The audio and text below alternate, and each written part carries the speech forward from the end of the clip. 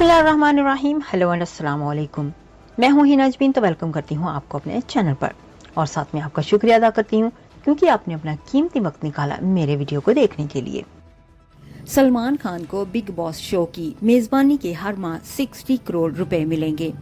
अगर यह सीजन 15 हफ्ते तक चलता है तो सुपरस्टार को तकरीबन 250 करोड़ मिल सकते हैं।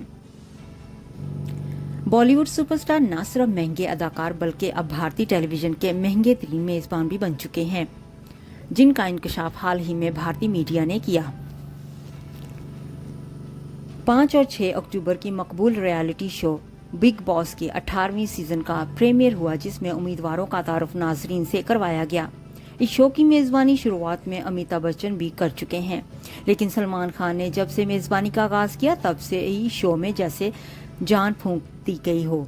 अब भारतीय मीडिया पर सीजन 18 के लिए सलमान खान के मुआवजे से मुतल्लिक खबरें हैं कि अदाकार को इस शो की मेजबानी के हर माह 60 करोड़ रुपए मिलेंगे। यानी अगर ये सीजन 15 हफ्ते तक चलता है तो सुपरस्टार को तकरीबन 250 करोड़ रुपए मिल सकते हैं। भारतीय मीडिया का बताया है कि सलमान खान का ये मुआवजा फिल्म बाहुबली 2, जवान, स्त्री जो 2 और एनिमल के बजट से भी ज्यादा है।